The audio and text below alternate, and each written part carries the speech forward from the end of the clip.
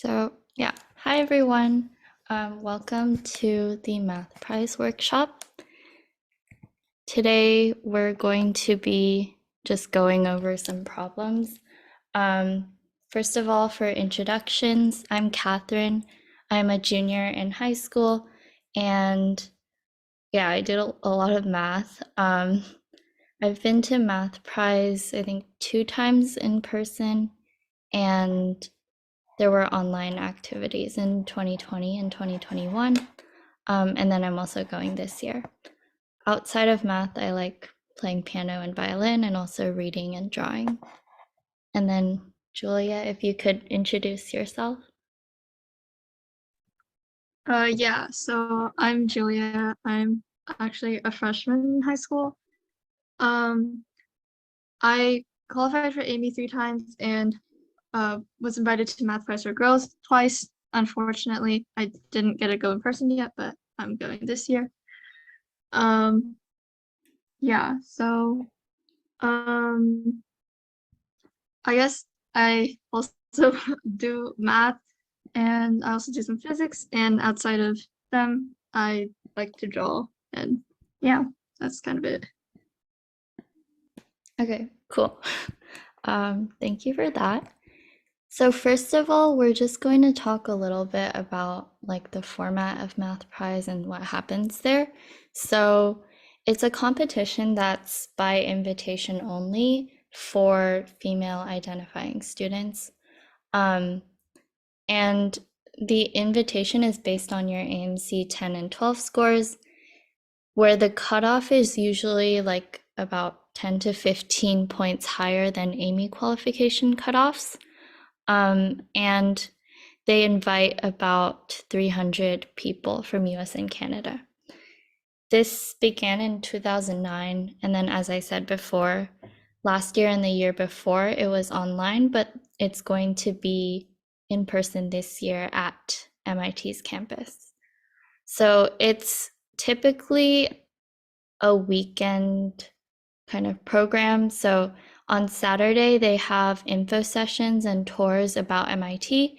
And then at night, there's a games night where people can play board games and just talk to other people. And then on Sundays, the actual competition and the award ceremony. So for the actual problems, there's 20 of them, and you have 2.5 hours to do them. And the level is about like AMC to Amy. And these problems are pretty hard. So if you get around 10 problems, which is half, you're probably going to be able to get like an honorable mention or some kind of like top placement. And for people who are awarded prizes, there's trophies and then also a cash prize for like top 10. And for first place, it's actually $50,000, which is pretty big. Yeah, and the award ceremony is held in the Kresge Auditorium at MIT, and they also have like speakers and yeah, people handing out the awards. So overall, it's just a very good experience to like learn and do problems and also meet new people. These are just some pictures from past years at MIT. As you can see, there's a bunch of people sitting in seats working on their problems. And if you're interested in like more information beyond what I covered here, you can go to their website at Math Prize. Yeah. Okay. So for this workshop, it's from 1 to 3 p.m. And the first thing we're doing is the intro and overview, which is what's happening right now. And then after that, we'll have about 50 minutes for you guys to look at the problems that we've picked out. And then after that, we'll have a 5-minute break. And then Julia and I will go over the problems that we've selected. And at the end, we would really appreciate it if you guys could have any like comments or questions about how it went, like the difficulty of the problems and so on. And then, yeah, that will be it. So that is all for the short presentation. And now I can send you guys the problems. So I have a file that you can look at, which I'll send. And then also, if you're not able to view that, I will send a Google Drive link, which should go to the problems. So if you guys have any problems like accessing the questions, then please tell me. But other than that, right now you can just look at the problems and work on them for a little while, and then we'll come back at around 2 o'clock. Okay, cool. See you guys then.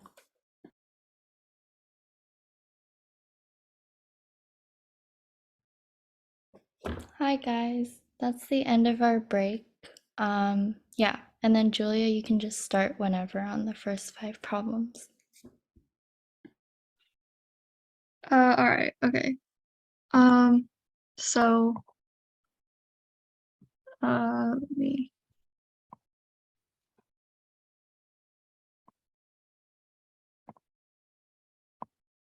Okay, so the first 5 problems, quickly, they're kind of meant to be around, I think, like level of 1 through 7-ish on the on Math Prize for Girls. So I feel like that would roughly correspond to like 1 through 5 on 80 or something like that. So I guess keep that in mind. And I guess I'll just start going over them. All right, can everyone like see the whiteboard? Yeah, we're good. All right, cool.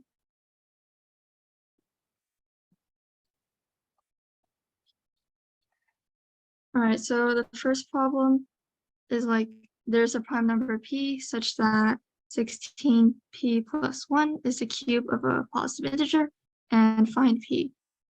So it says it's the cube of a positive integer, so I guess like why not just set this equal to some like a cubed, where a is a positive integer. And if you look at this, if we move 1 to the other side or subtract 1 from both sides, we should get 16p equals to a cubed minus 1, which the goal of this is that we know we can factor this. And so if we factor this, you can see we should get this.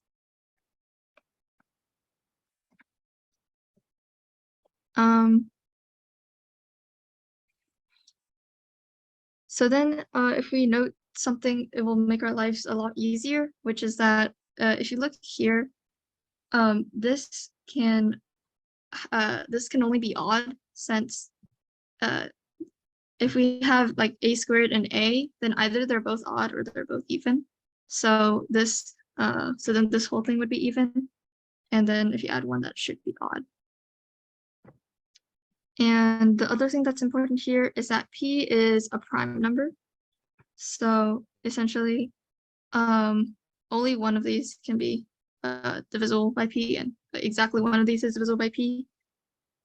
And the thing about this being odd is that it obviously can't be like it can't have a factor of 16 or some like any even factors, which means that this has to be the even factor. So if we set this to 16, and this should be p, then a minus 1 is 16, so a is 17. And then if we put that in here, we should get p is equal to 17 squared plus 17 plus 1, which should give us 307, which is in fact prime. So that should work. I think if you try to put p back here, you should get the cube of a positive integer. I didn't really try that, but if you want to, you can see. I think for this problem, I guess the main key was writing it out like this first, which is kind of self-explanatory given that we like kind of the only thing we know is that it's the cube of a positive integer. And then I feel like in number theory problems, maybe not just in number theory problems, it's often a good idea to look for something that can like factor. Like in this case, we subtracted 1 to get a cubed minus 1, which is a common like thing that like people know how to factor, I guess, if that makes sense.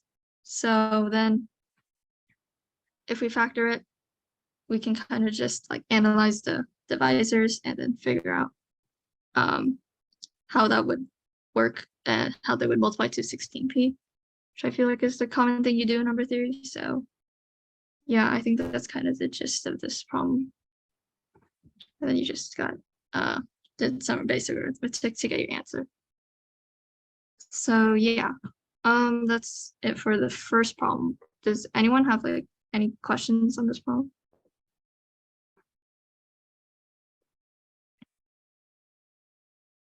All right, cool. In that case, let's go on to number 2.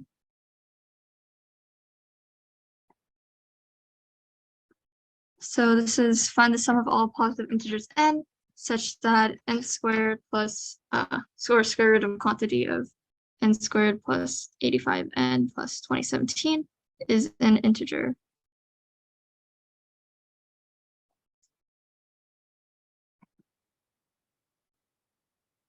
So kind of like the gist of the problem 1, let's just set this like equal to a, since we know it has to be some integer. So let's just say like a is an integer and this is what it's equal to.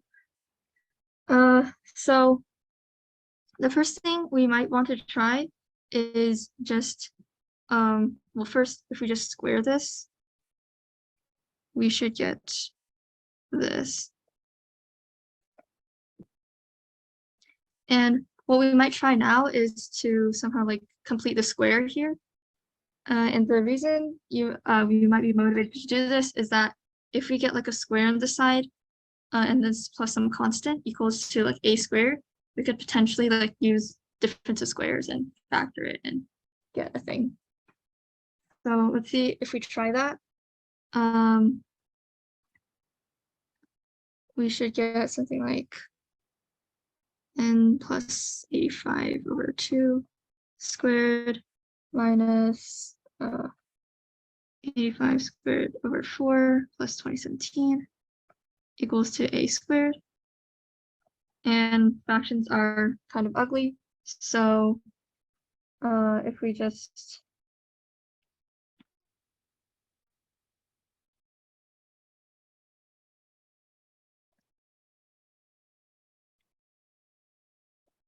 if we just put 1/4 out here, I believe, and then we should have like 2n plus 85 squared minus 85 squared is I think 7,225, and then plus 2017 times 8 times 4 is 8068 equals to a squared.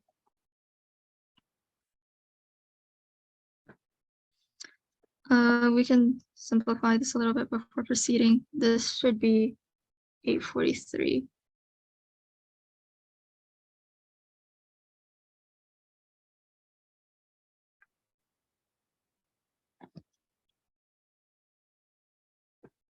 So clearly, if we want like a to be an integer, this thing has to be an integer.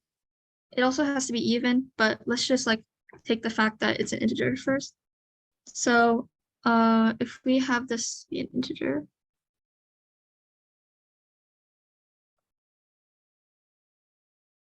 equals to well, should equal to 4a squared.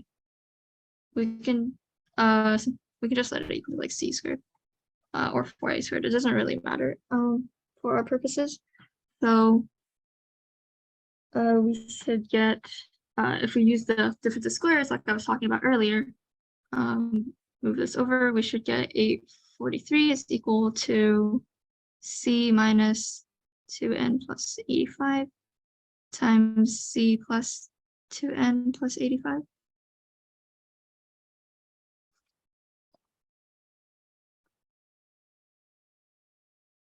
And now we just check the factors of this, kind of similar to what we did in the first problem. So 843 is equal to 3 times 281. And 281 is prime. You can check for yourself if you want. So we can only have something like this is 1 and this is 843, or this is 3 and this is 281, since this one's bigger than this one. And if we solve for what C is, or C and N, we should get C is equal to, I think, 421 for the first one. This is just like a simple system of equations, right? Where I think, yeah, if you just add these two and then divide by 2, you should get C is 421. And for this one, you should get C is equal to 139.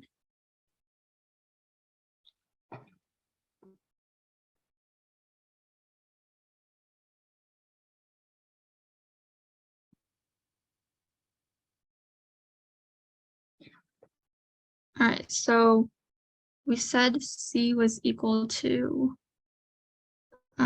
C was 4a, right? C squared was 4a squared. So C is like 2a. And we know a is this thing. So if we look at what a is, that would just, did I mess up somewhere?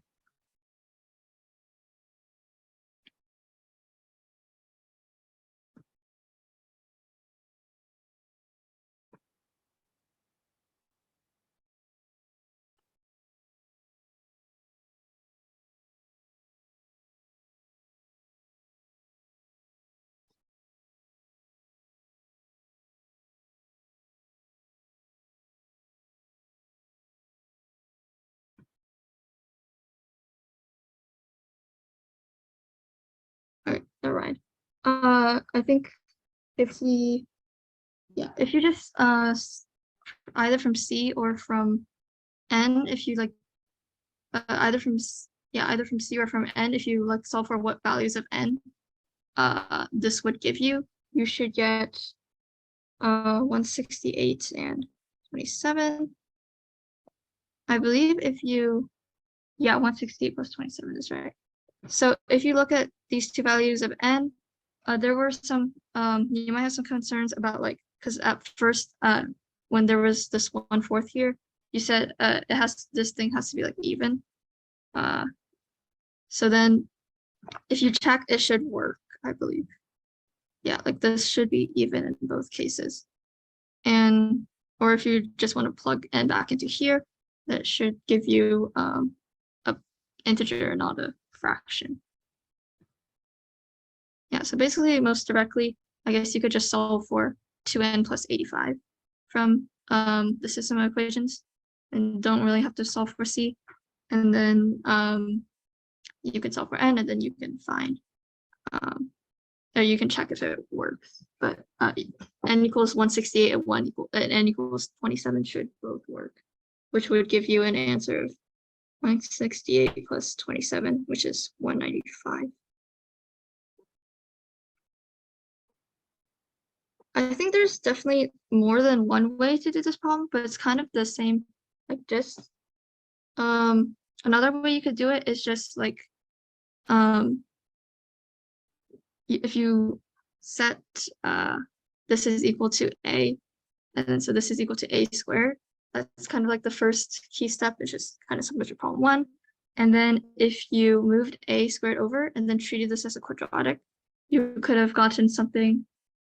And then we know n has to be an integer. So then if you found like the discriminant of that, it has to have to be like a square, right? So then you can use, you can set that to another square number and then use difference of squares. That should also work.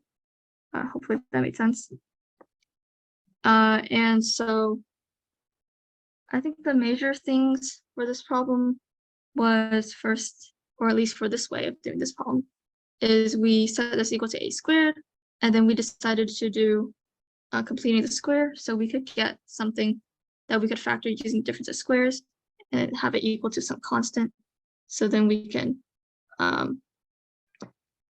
find that these factors must be equal to like some two factors of the constant.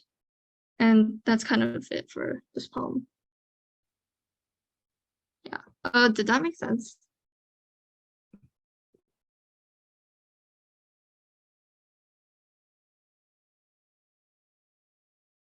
All right. Okay. Great. Let's do number 3. So let A, B, C, D, E, F be a regular hexagon. And we have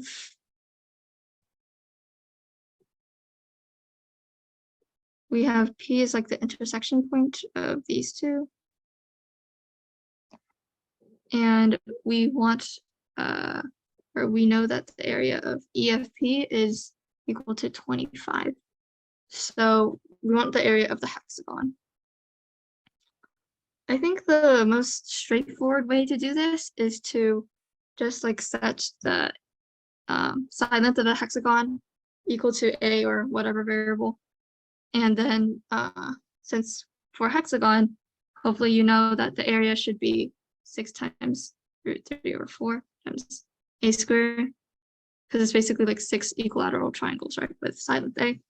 And then since we know what the area of triangle EFP is, we could try to express that area using variables and then solve for a, and then you can solve for whatever this is. So that's kind of the strategy for this problem, I think, at least the most straightforward way. So firstly, we need to find the base and height, or sorry, base and height of this triangle. So clearly the base is just a, since this is a regular hexagon. And for the height, you can note that this is equal to this and then minus this part. So if we find this whole thing, that's just equal to the length of the segment. And since you see this is an isosceles triangle, it should, yeah, we're solving for this. We know this is an isosceles triangle, and we know this should be 120 degrees. So if we have A, and then this is 30, 60, 90, right triangle with 30 and 60. So we should get this is root 3 over 2a, so this is a root 3. So then we have a root 3, then we have to subtract this part. You can see that BPC is also an isosceles triangle. In fact, it's an isosceles triangle with 120, and then the base angles are 30 and 30. You could kind of just see this because, you know, in this isosceles triangle, this is 30, and this isosceles triangle, this is 30. Yeah. So then you kind of just do a similar thing. You know, this is A. You want to find this. This is A over 2. So this should be A over 2, 3, right? Because 30, 60, 90 triangle rules. And so we subtract this from this to get the height of EFP. And so we know the area of EFP is just 1/2 times the base was A, and then the height is A root 3 minus A over 2 root 3. Yeah. And this should be equal to 25 is what is said in the problem. So then after this, it's pretty simple. You can just solve for A, or it might be more convenient to solve for A squared since that's all you really need. Obviously multiply by 2. This becomes 50. We should have A squared is A squared times what? Root 3 over root 3 minus 1 over 2 root 3. equals to 50. So a squared equals to 50 over root 3 minus 1 root 2 root 3. And after some arithmetic, you should get this 20 root 3. Yeah, 20 root 3. So a squared is 20 root 3. And then plugging that back into here for a squared, you should get the area of the hexagon is 6 times root 3 over 4 times 20 root 3. And that should give you 90 as our answer.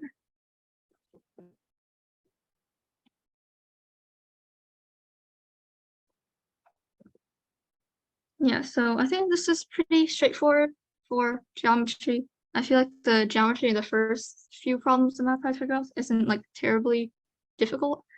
Yeah, all you have to do is like set the side length of the regular hexagon to A, and then you can, since really the only thing we know is area of triangle EFP, then we try to express the area of triangle EFP using the variable A, and then set that equal to 25, and then you can find A, and then you can find the area of the hexagon. So that's kind of the strategy for this problem. Any questions?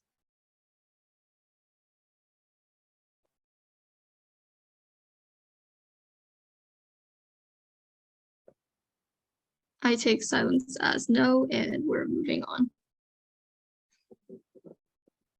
All right, so for this problem, we have B and C, which are integers chosen randomly from the set of integers from -6 to 6 inclusive, basically.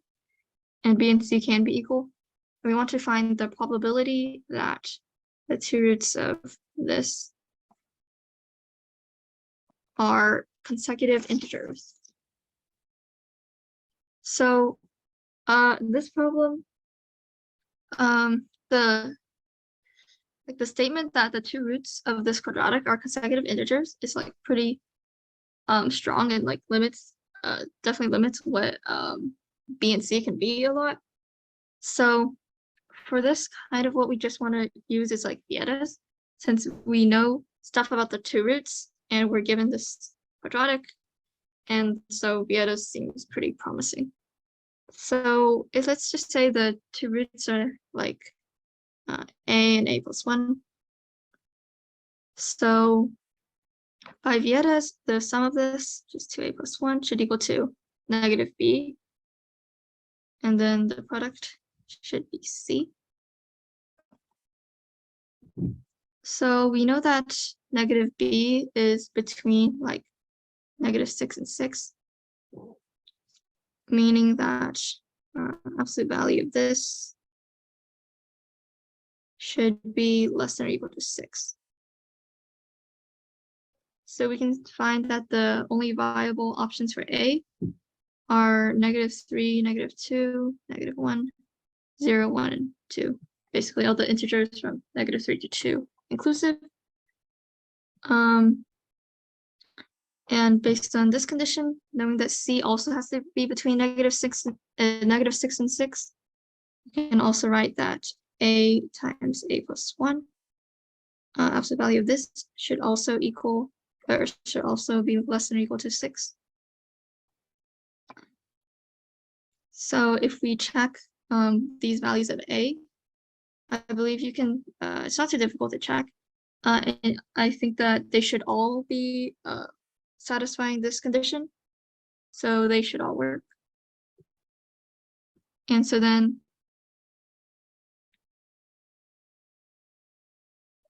yeah, so then since we have 6 values of A here, then we're going to get 6 pairs of B and C. And in total, there should be, there's 13 integers between -6 and 6. So 13 choices for each of them in total, and 6 work. So that gives you 6 over 169 as our probability, which is the answer. For this problem, I think the main thing was to just notice that you should use Vietas, since you know things about the roots, and you want to like find or you're given like this B and C as the coefficients, and you know things about the roots, which kind of just makes YEA seem like a good option. And then in this case, it's not actually a bad idea to just test out all the possibilities since there's not that many of them because of the two roots being consecutive integers being like very limiting. And yeah, so then you can get your answer.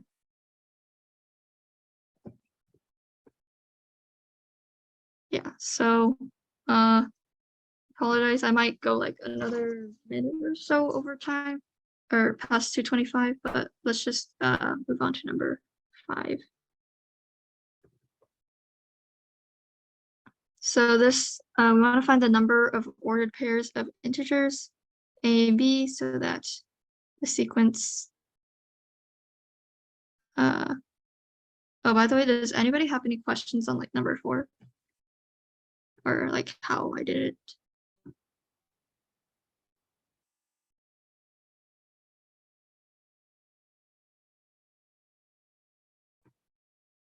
Okay, I'm gonna take that as a no. So back to number 5.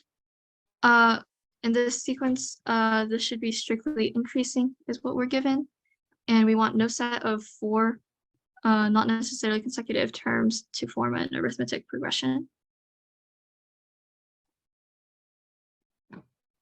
Okay, so for this,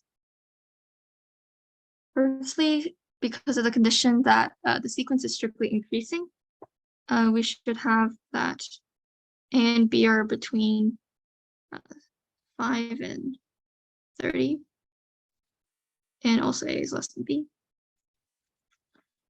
So we kind of have 2 kind of cases to consider. And the first case is being that one of A and B is in some arithmetic progression. So like, for example, like if B 30, 40, and 50 is an arithmetic progression.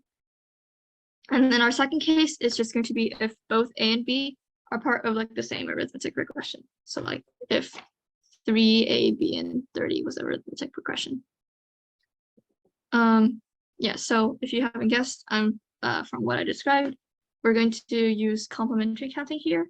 Since there's, you could probably think that there's a lot more cases that work than cases that don't.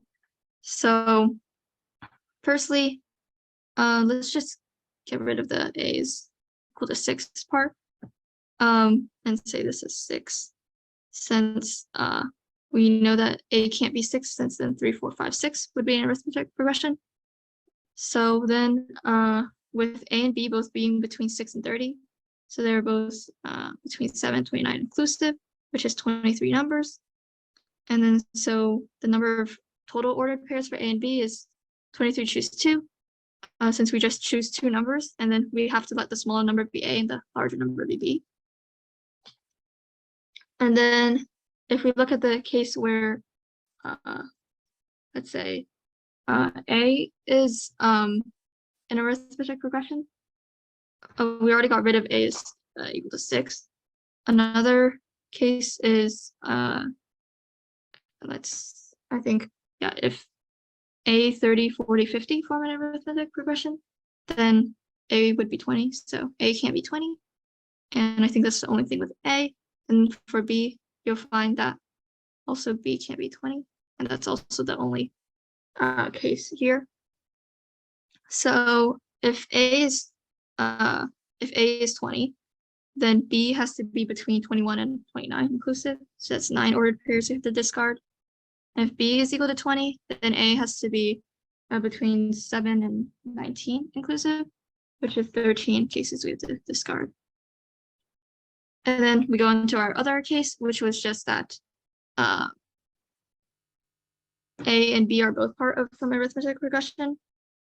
And that gives us, I think, 4 total possibilities, which the first one is, I'm going to erase this real quick. The first one is just that, I think, 3, 5, A and B form an arithmetic progression. Sorry. So A and B is just 7 and 9. And then there's nothing else with 4, 3, 4, and 5, I think. Or just two numbers from 3, 4, and 5, since we already got rid of A's 6. And then if we look at 3, something between these two sets, then we see that we can have 3, A and B, and 30. Because remember, A and B have to be integers, so we can't have like 40 or 50 here. So this would give us A and B is equal to like, I think 12 and 21. And then similarly, 4AB 40 gives you A and B is equal to 16 and 28. And finally, 5AB and 50 gives you A and B is equal to 20 and 35. So I think this, yeah, these should be the only possibilities for A and B both being part of an arithmetic progression. And out of these, we can discard this one since that would require B being greater than 30, which is not possible. So we have to subtract these 3 though. So we're subtracting another 3. And if we calculate this, 23 choose 2 is like 253. So this should equal to 228, which is our answer. Yeah, so basically, for this problem, we just split it into 2 cases, as you often do with counting a probability. And then another thing is that we noticed we want to do complementary counting, since there's only a few cases that don't work. And after that, you can just kind of straightforwardly subtract all the cases that don't work. So I think it might be a little bit tricky, but yeah. So this is our answer. Are there any questions?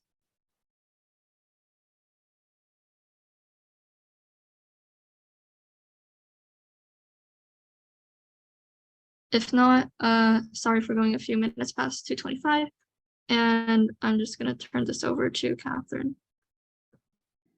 Okay, cool. Thanks, Julia. Yeah, so we have about 25 minutes. I'll try to go over as many as I can, but yeah, good job, Julia. Okay. Hopefully everyone can see my screen. So for problem 6, we're given 22 numbers total, and we're going to choose 10 of them, compute their product, and sum over all possible combinations of 10 from the 22. And they're asking for what the total sum is going to be. So there's kind of 2 ways to think about this. One way is to think about the ones and the negative ones as roots of a polynomial with degree 22. And then we can use Vietas to find this sum of products. I think one way that is more intuitive for me is if we have, it's pretty much the same setup, just a little bit different. We're going to have 12x plus 1s and 10x minus 1s multiplied together. And now what we're trying to find is if we have 10 numbers, so like the numbers are the ones and the negative ones here, and we take their product, it's the same thing as summing over all terms with the power of x being 12, where 12 is 22 minus 10. And this is because in each term, we can either take an x or we can take one of the numbers, 1 or negative 1. Which means that if we want 10 numbers of the 22 terms total, then we want 12 x's. So we're finding the coefficient of x to the 12th in this polynomial. Yeah, so in the Vietas case, Lynn, it would be x minus 1 to the 12th times x plus 1 to the 10. But if we're doing it this way and we're finding the coefficient of x to the 12th, then our polynomial is going to be a bit different. So in the polynomial that you stated, we would be finding the coefficient of x to the 10th. But I feel like this is just like a little bit easier to come up with if you don't necessarily think about using Vietas specifically. So now the way we do this is like we have x plus 1 to the 10th, x minus 1 to the 10th, and then x plus 1 squared. So this is x squared minus 1 to the 10th, and x squared plus 2x plus 1. Since we're finding the coefficient of x to the 12th, if we pair it with an x squared in here, then we're finding the coefficient of x to the 10th from x squared minus 1 to the 10th. And then if we pair it with the 1, which is x to the 0, we have to find the coefficient of x to the 12th. And then we add those up. So since we're taking x squared minus 1 to the 10th, we're going to have, for the coefficient of x to the 10th, it's 5x squareds, and then 5 negative ones. So 10 choose 5 times negative 1 to the 5th. And then for the coefficient of x to the 12th, we get 10 choose 6, because we're taking 6x squareds, and then times negative 1 to the 6th. And we add those up. Technically, these aren't supposed to be here, because we multiplied them by x squared and 1 respectively, and then we're only finding the coefficient. So this is equal to 10 choose 6 minus 10 choose 5. And if we do that out, we're going to get negative 42. Okay, hopefully the two methods aren't too confusing, but if you use the other method, it is going to be this polynomial instead, and then you find the coefficient of x to the 10th. Okay, I'm not going to ask for questions, so if you have any, just put them in the chat or speak up. So we'll go on to the next question. I've put the diagram up. So we have lengths 5, 3, and 7. And the angle bisector of A meets the circle at D, or sorry, meets BC at D and the circle at E. And then we take another circle with diameter DE, which crosses the first circle at F, and we're finding AF squared. So the first thing that we can notice is it's a very useful fact, but it might be a little bit hard to find. But basically what happens is that we're going to find BAC is 120 degrees. And we can do this by taking the cosine of this angle, which is 5 squared plus 3 squared minus 7 squared over 2 times 5 times 3, which should be negative 1 over 2. And that's by law of cosines. Yeah, so I guess you kind of do have to think of using this if you want to do this method, but if you like see it this triangle enough times, or if you're just like playing around, you might be able to find it. And what that gives us is that the measure of arc BE and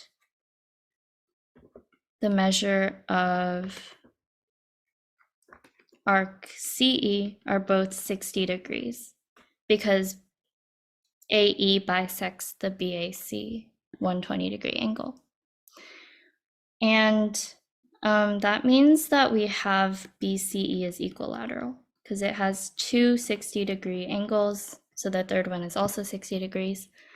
Yeah, so at this point, another thing we can do is if we look at triangle DFE, it's a right triangle because DE is the diameter of the circle. But also we know that angle BFC is also 60 degrees because it's the same measure as BEC, which is 60 degrees. And then we know BFE is also 60 degrees. So since we have a bunch of these nice angles, what we get in the end is this is 60, and then we have BFD is 30 degrees, and then CFD has to then also be 30 degrees, which means that FD bisects angle BFC. And this is nice because now we can use the angle bisector theorem. So on triangle BFC, we have BF over FC equals BD over DC. And since AD was an angle bisector of ABC, BD over DC is also equal to AB over AC, which is 5 over 3. So we're going to let BF equal 5x and FC equal 3x. Okay, now we have two more things to do. First is if we look at the triangle BFC now, we have more sides in it that we can work with. So using law of cosines, we have BF squared plus FC squared minus BC squared equals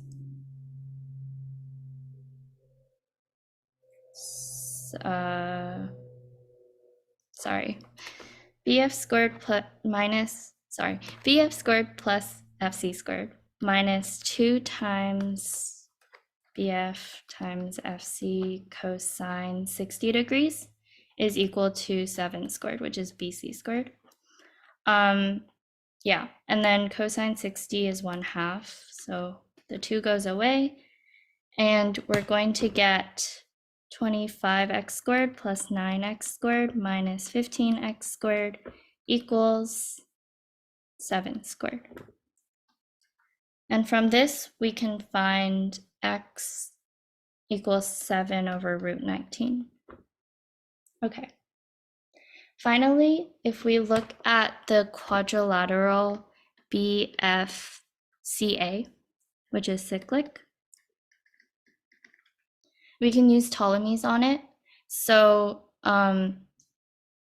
that means BF times AC plus BA times CF equals AF times BC. And we know a lot of these lengths. So BF is 5x, AC is 3, BA is 5, and CF is 3x. And then BC is 7, and we're trying to find AF. So now you can see that we're almost done. We have AF equals 30 over 7 times x, which is 7 over root 19, which means AF squared equals 30 squared over 19, or 900 over 19. So our answer is 900 plus 19. Okay, yeah. So that was a little bit of like trig and also cyclic properties and angle tracing. Yeah, okay. Next problem.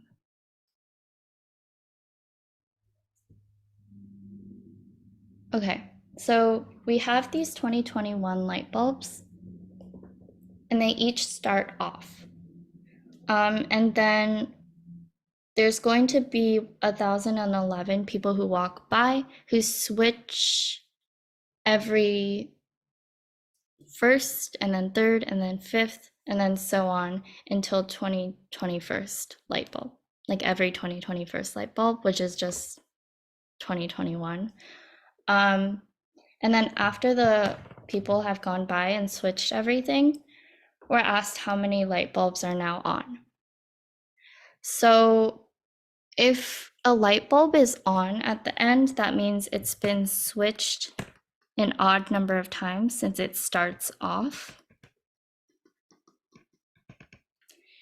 And the number of times it's switched is determined by the number of odd factors that light bulb N has, say. So if N is on, then that means n has an odd number of odd factors. And now this is like kind of weird because we're not really sure what that means specifically. But if we write out n as a prime factorization, we have like 2 to the e2, I guess, times 3 to the e3, times 5 to the e5, and then so on. And if we're only looking at odd factors, we really only care about like all of these other prime factors beside 2. So 2 can do whatever it wants. Like we can have as many 2s as we want. But the number of odd factors has to be odd. So within the prime factorization, the part of the prime factorization that only uses odd factors, we need an odd number of divisors from that, which means e3 plus 1 times e5 plus 1 times so on has to be odd. And we've seen this before. Basically, all of the exponents of odd primes has to be even. So essentially what this is saying is that we can have 2 to the anything, or let's say 2 to the star, times a perfect square with only odd factors. And if you think about this, if star is even, then we're just going to get a perfect square. And if star is odd, then we're going to get 2 times a perfect square. So these 2 possibilities are the only ways that we can get a light bulb that's on in the end.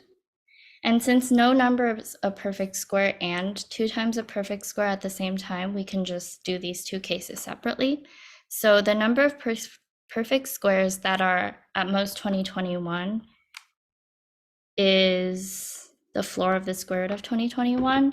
And then we're also looking for the floor of the square root of 2021 over 2 for 2 times a perfect square. And then what this gives us is, I think, 44 and then 31. So our answer is 75. Okay. Yeah, so I thought that was like a pretty cool problem. It's from last year's Math Prize for Girls. Okay, problem 9.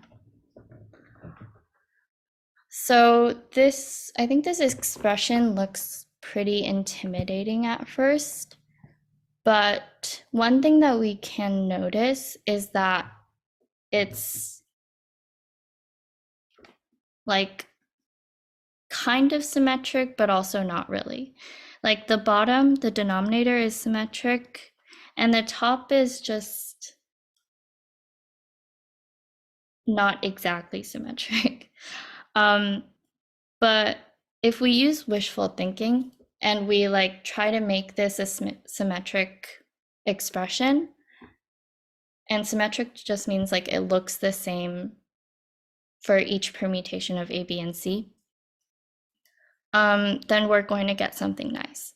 So since there's 6 permutations of A, B, C, we can actually take, let's say this is the sum S.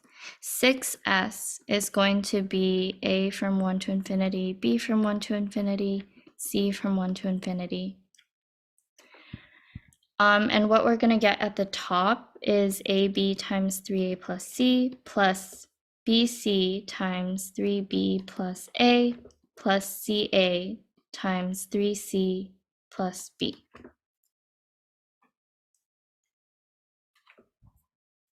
And at the bottom, we just get the original expression. And now we have a symmetric thing going on. So we can calculate this top part.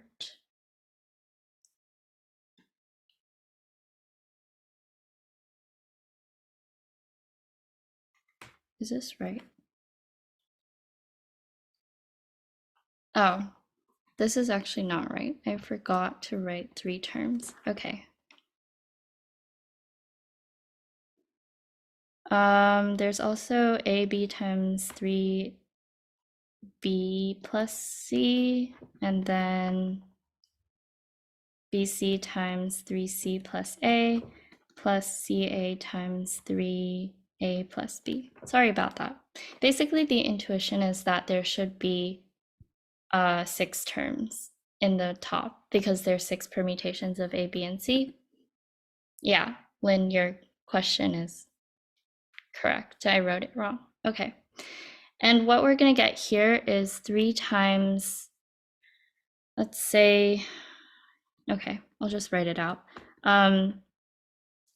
Like, we're going to get a bunch of terms where one variable is squared and then there's another variable in the product.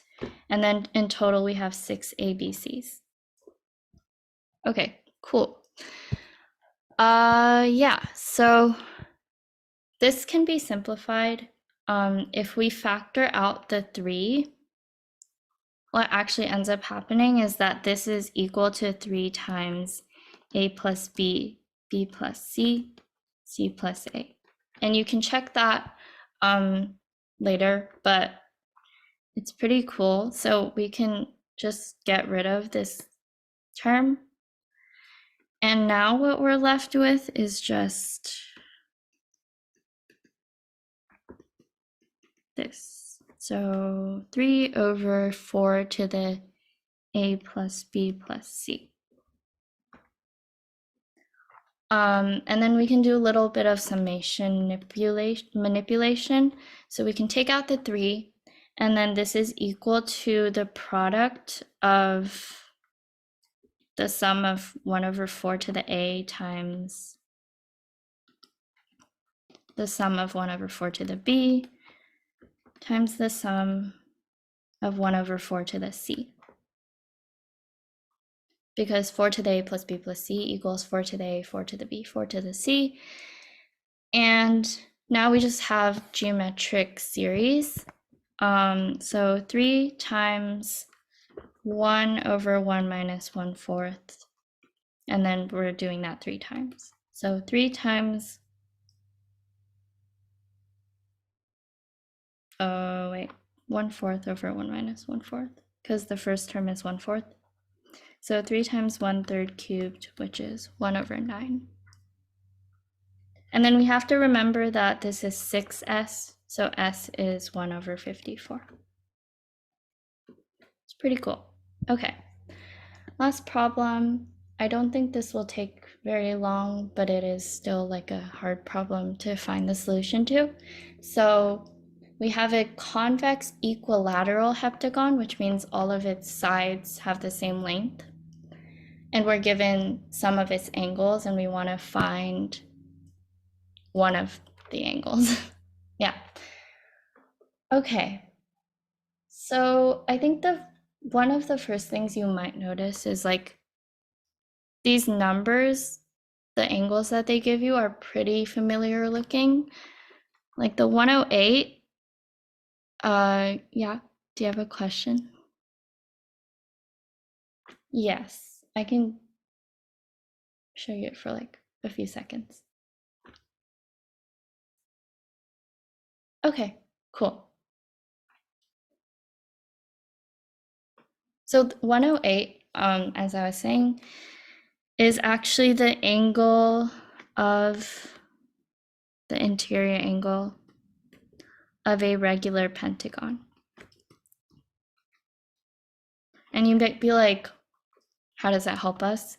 But what we can do is actually draw a pentagon first and then go from there to construct a heptagon that we need. So this is our regular pentagon. And we can see here that we have these 2 108s that we were given. And bordering those 108-degree angles, we have 168-degree angles. And since we also have 108s here, what that means for us is that all we're doing is adding 60 degrees to each of those. And then we get the 168ths that we were given. But this is also nice because 60 degrees is the angle of an equilateral triangle. So if we complete these two triangles, and then we draw in the last two sides of our heptagon, we have everything that we need. So this is X, this is Y, and this is Z. And then the last step for this is a little bit of like angle / length reasoning, I guess. So I didn't draw it like super well, but all of these side lengths are the same. That was a little bit excessive, but it's fine. Okay. And in particular, what we really care about is these 4 lengths in blue. Because once we know that those 4 lengths are the same, like each pair of opposite side lengths is the same, and that's all we really need to conclude that that is a parallelogram or a rhombus, actually. Which means that y is actually the same as this angle here. And we can find that by just looking at this like 360-degree circle. So we have y plus 260s from the equilateral triangle plus 108 from the pentagon is equal to 360, which means that y equals 132. Yeah. I think the central observation that you need is findable and it makes for like a pretty nice solution. Okay, are there any questions about anything I said?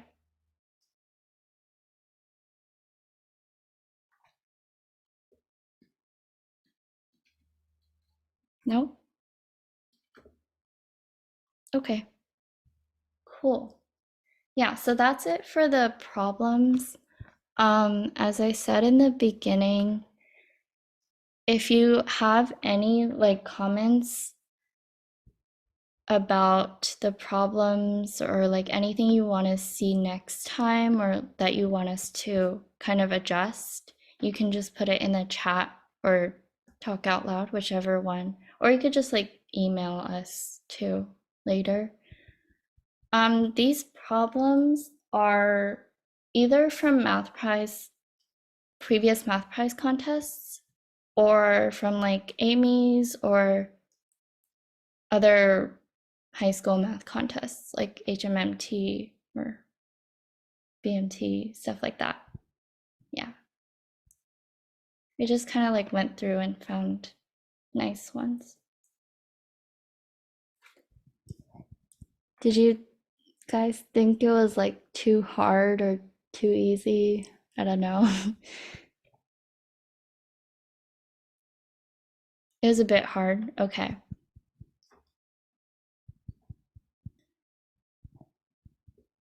Yeah. I probably can upload the problems to Google Classroom if I do. Oh, the solutions. I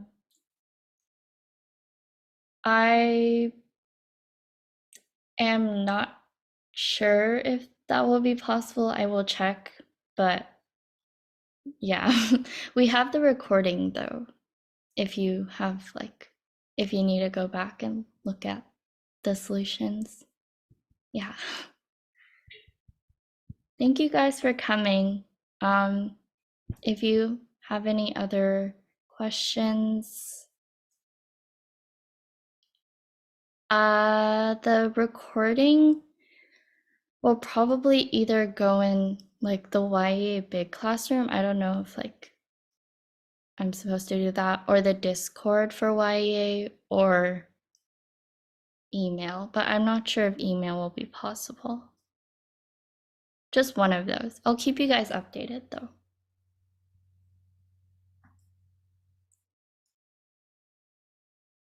Yeah.